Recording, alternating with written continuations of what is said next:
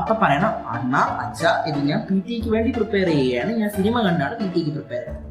And അതിന്റെ ഒരു കോൺഫിഡൻസിലാണ് ഞാൻ നിങ്ങളുടെ അടുത്ത് വന്നിരുന്ന ഈ ചാനലും തുടങ്ങി ഇത്രയും വളവളാകുന്ന കാര്യങ്ങൾ ഞാൻ പറയുന്നത്. IELTS എന്ന് പറഞ്ഞാൽ പൈസ കൊടുത്ത് കടിക്കണ പട്ടിനെ വാങ്ങണ അവസ്ഥയാണ്. PTയോ IELTS ആവട്ടെ, നിങ്ങൾ എന്തിനു വേണേലും പ്രിപ്പയർ ചെയ്തു, ബട്ട് നിങ്ങൾ പ്രാക്ടീസ് മാത്രം ചെയ്തിട്ട്.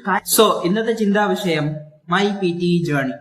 Welcome to PT simplified Malayalam. ഇനി ഇംഗ്ലീഷ് മലയാളത്തിലും പഠിക്കാം. എന്റെ കണ്ടന്റ് ഒക്കെ ചെക്ക്ഔട്ട് ചെയ്ത് ഒക്കെ ഇഷ്ടപ്പെട്ടാൽ ഡു കൺസിഡർ സബ്സ്ക്രൈബിങ്.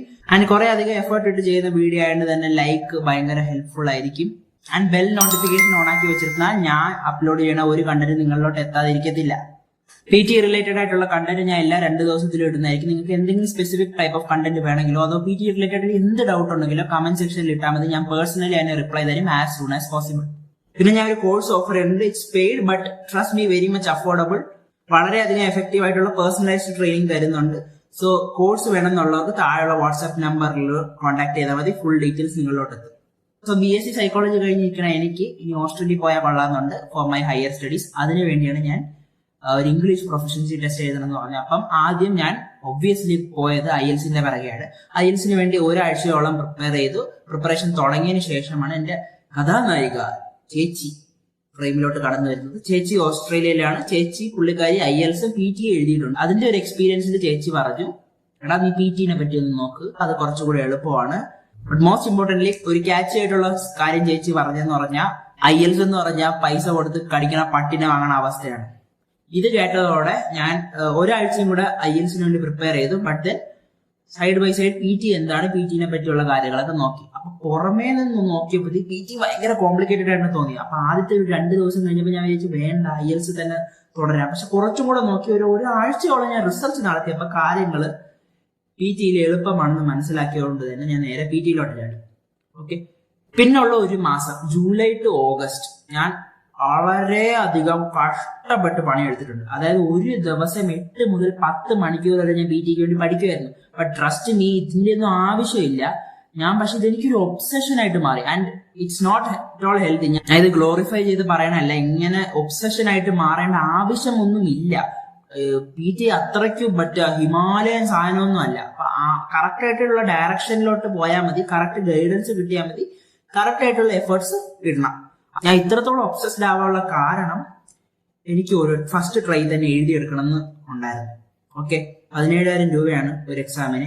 രണ്ടാമതൊരു 17,000 രൂപ പാരന്റ്സിനെ കൊണ്ട് ചെലവാക്കിപ്പിക്കരുത് എന്ന് എനിക്ക് ഉണ്ടായിരുന്നതുകൊണ്ട് തന്നെ ഫസ്റ്റ് ട്രൈയില് അറ്റ് എനി കോസ്റ്റ് നേടിയെടുക്കണം എന്നുണ്ടായിരുന്നു. അതുകൊണ്ടാണ് എനിക്കൊരു ഒബ്സഷനായി മാറി 8 മുതൽ 10 മണിക്കൂർ വരെ ഞാൻ ഒരു ദിവസം പഠിച്ചിരുന്നത്. PTയുടെ ക്വസ്റ്റ്യൻ ടൈപ്സും സ്കോറിംഗ് ആൻഡ് മാർക്കിംഗ് ക്രൈറ്റീരിയ ഒക്കെ കണ്ടപ്പോഴത്തേക്കും ഭയങ്കര കോംപ്ലിക്കേറ്റഡ് ആയിട്ടാണ് ഫസ്റ്റ് ഗ്ലാൻസിൽ തോന്നിയത്. ബട്ട് ദെൻ അത് വളരെ എളുപ്പമാണ്. അതിന് ഞാൻ ബ്രേക്ക് ഡൗൺ ചെയ്ത് ഒരു വീഡിയോ കട്ട് ചെയ്തിട്ടുണ്ട്. അത് ചെന്ന് ചെക്ക്ഔട്ട് ചെയ്ത് നോക്കുക. അപ്പൊ ഞാൻ ഹാർഡ് കോർ ആയിട്ട് 30 ഡേയ്സ് പ്രിപ്പയർ ചെയ്തു. പ്ലസ് പരീക്ഷ ബുക്ക് ചെയ്യാൻ നോക്കിയിട്ട് ഡേറ്റ് ഒന്നും കിട്ടാതെ, ഡേറ്റ് സമയത്തിന്റെ പ്രശ്നങ്ങൾ കാരണം ഒരു 15 ദിവസം കൂടെ ആഡ് ആയി. Overall 45 days. 45th ഡേയിലാണ് ഞാൻ എന്റെ പരീക്ഷ എഴുതുന്നത്. ആൻഡ് യെസ്, ചെയ്ത വർക്കൊന്നും വെള്ളത്തിലായില്ല. I got my desired scores. എനിക്ക് വേണ്ടിയിരുന്നത് overall 58 with everything 50 above. But I got overall 86, എല്ലാത്തിനും 79 അബോവ് എന്ന് പറഞ്ഞാൽ the highest band, the superior band എനിക്ക് കിട്ടി. ആൻഡ് അതിന്റെ ഒരു കോൺഫിഡൻസിലാണ് ഞാൻ നിങ്ങളുടെ അടുത്ത് വന്നിരുന്ന ഈ ചാനലും തുടങ്ങി ഇത്രയും വളവളാകുന്ന കാര്യങ്ങൾ ഞാൻ പറയുന്നത്. സോ ഇതിലോട്ട് എത്താൻ വേണ്ടി എന്നെ എന്തൊക്കെ ഹെൽപ്പ് ചെയ്തു? ഒന്ന്, എനിക്ക് നല്ലൊരു ഷെഡ്യൂൾ ഉണ്ടായിരുന്നു. ഒരു ദിവസം എന്തൊക്കെ ചെയ്യണമെന്ന് എനിക്ക് അറിയാമായിരുന്നു. രണ്ടാമത്തെ thing, scoring and marking criteria മനസ്സിലാക്കി. എന്തൊക്കെയാണ് question types.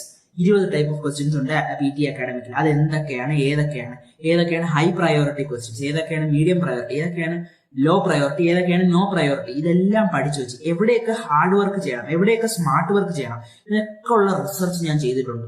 Time management skills ഞാൻ വളരെയധികം ഇമ്പോർട്ടൻസ് കൊടുത്തു പഠിച്ചിട്ടുണ്ട്. PT പാസ്സാവാൻ നല്ലൊരു ഇംഗ്ലീഷ് മാത്രം പോരാ, കുറച്ച് ഇംഗ്ലീഷ് സ്കിൽസും കൂടെ വേണമെന്ന് മനസ്സിലാക്കിയതോടുകൂടി ഈ ഇംഗ്ലീഷ് സ്കിൽസ് കൂട്ടാനുള്ള തത്രപ്പാടിലായി ഞാൻ. അതായത് ഹോണിംഗ് ദ സ്കിൽസ്. നിങ്ങൾ PT പ്രിപ്പയർ ചെയ്യുമ്പോൾ PT മാത്രം പ്രിപ്പയർ ചെയ്താൽ പോരാ, നിങ്ങൾ ഓവറോൾ ഇംഗ്ലീഷ് കൂടണം. അത് PTയോ IELTS ആവട്ടെ, നിങ്ങൾ എന്തിനു വേണമെങ്കിലും പ്രിപ്പയർ ചെയ്തോ. ബട്ട് നിങ്ങൾ പ്രാക്ടീസ് മാത്രം ചെയ്തിട്ട് കാര്യമില്ല. പ്രാക്ടീസ് ചെയ്യണം. വളരെയധികം ഇമ്പോർട്ടന്റ് ആണ് പ്രാക്ടീസ്. കാരണം പ്രാക്ടീസിലൂടെ കാര്യങ്ങൾ ഇതാവുള്ളൂ. അല്ലാണ്ട് ടിപ്സും ട്രിക്സും മാത്രം അറിഞ്ഞുകൊണ്ട് നിങ്ങൾക്ക് PTയും പാസ്സാവാൻ പറ്റില്ല, IELTSും പാസ്സാവാൻ പറ്റില്ല.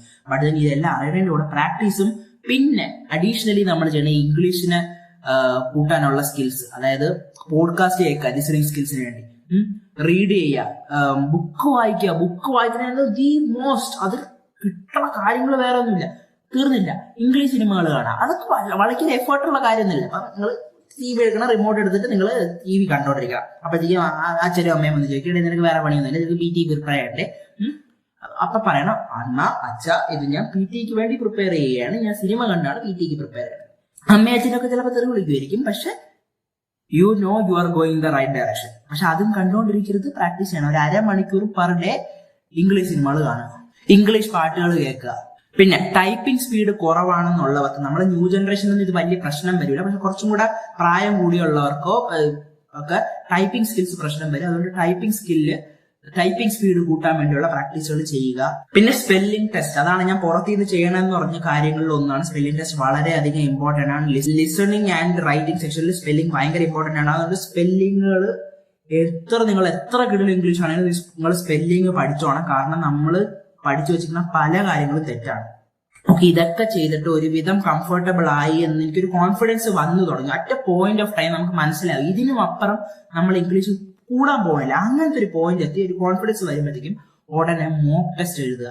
മോക്ക് ടെസ്റ്റ് ആദ്യമേ വാങ്ങിച്ചിട്ട് നിങ്ങൾ PT വേണ്ടി പ്രിപ്പയർ ചെയ്യുമ്പോഴത്തേക്കും തന്നെ നിങ്ങൾ മോക്ക് ടെസ്റ്റ് വാങ്ങിച്ചു വെക്കുക. അതിന് 1 വർഷത്തെ വാലിഡിറ്റി ഉണ്ട്. 1 വർഷം ഒന്നും നിങ്ങൾ എന്തായാലും PT പ്രിപ്പയർ ചെയ്യാൻ പോണില്ലല്ലോ. അപ്പോഴത്തേക്കും നിങ്ങൾ ഓക്കെ റെഡി ആണെന്ന് ഓൾമോസ്റ്റ് ഉറപ്പ് വരുമ്പോഴത്തേക്കും നിങ്ങൾ ആദ്യമേ ചാടിക്കറി പരീക്ഷ ബുക്ക് ചെയ്ത് മോക്ക് ടെസ്റ്റ് എഴുതുക. അതിൽ നല്ല ഹെഡ്സെറ്റ് ഉപയോഗിക്കുക, സൈലന്റ് ആയിട്ട് 2 മണിക്കൂർ അറ്റ സ്ട്രെച്ച് ഇരുന്ന് എഴുതുക.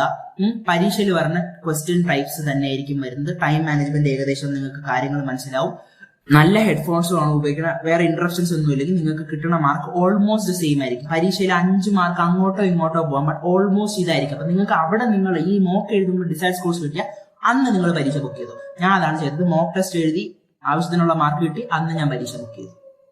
പിന്നെ മോക്ക് ടെസ്റ്റ് എഴുതുമ്പോൾ റെക്കോർഡ് ചെയ്യുക. ഏതൊരു സൂം വഴി റെക്കോർഡ് ചെയ്യുക, അല്ലെങ്കിൽ Windows + Alt + R വെച്ചിട്ട് വിൻഡോസ് വഴിയും റെക്കോർഡ് ചെയ്യണം. എന്നിട്ട് എവിടെയൊക്കെ തെറ്റുകൾ വന്നു നിങ്ങൾക്ക് പിന്നെ അതെടുത്ത് നോക്കുമ്പോൾ മനസ്സിലാവും. പ്രിപ്പറേഷൻ തുടങ്ങിയിട്ട് 45ാമത്തെ ദിവസമായിരുന്നു ഞാൻ പരീക്ഷ എഴുതിയത്. And I got my decide scores.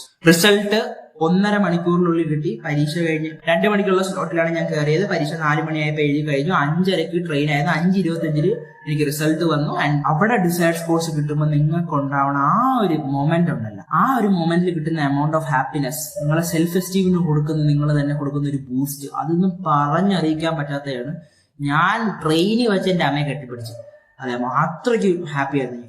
So അതായിരുന്നു എന്റെ PT journey. And at the end of the journey ഞാൻ കുറെ കാര്യങ്ങൾ പഠിച്ചു. ഞാൻ ആവശ്യത്തിൽ കൂടുതലുള്ള കാര്യങ്ങൾ പഠിച്ചുകൊണ്ട് തന്നെ അങ്ങനത്തെ ഈ 45 ദിവസത്തിൽ നിന്ന് കിട്ടിയ ആവശ്യത്തിൽ കൂടുതലുള്ള നോളജ് വഴിയാണ് ഞാൻ PT പഠിപ്പിക്കാൻ ഇറങ്ങാന്ന് തീരുമാനിച്ചു. ഞാൻ ഒരു കോഴ്സ് ഓഫർ ചെയ്യാൻ തുടങ്ങി, ഞാൻ യൂട്യൂബ് ചാനൽ തുടങ്ങി. സോ അതിന്റെ ഒരു മെരിറ്റിലാണ് ഞാൻ വന്നിരുന്ന് പറയുന്നത്. അതുകൊണ്ട് തന്നെ you can be 100% sure that ഞാൻ മിസ്ലീഡിംഗ് ആയിട്ടുള്ള ഒന്നും പറഞ്ഞിരുന്നില്ല. ഞാൻ പരീക്ഷയിൽ വർക്കൗട്ട് ചെയ്ത് എനിക്ക് വർക്കായ കാര്യങ്ങൾ മാത്രമേ നിങ്ങളിലോട്ട് എത്തിക്കത്തുള്ളൂ. എന്നെ നമ്പുക. Okay, so that's it. That was my PT journey. എനിക്ക് ഇഷ്ടപ്പെട്ടെങ്കിൽ ഡു കൺസിഡർ ലൈക്കിംഗ്. ആൻഡ് കുറെ അധികം PT കണ്ടന്റുകൾ ചെയ്തിട്ടുണ്ട്, അതൊക്കെ ചെന്ന് ചെക്ക്ഔട്ട് ചെയ്ത് നോക്കുക.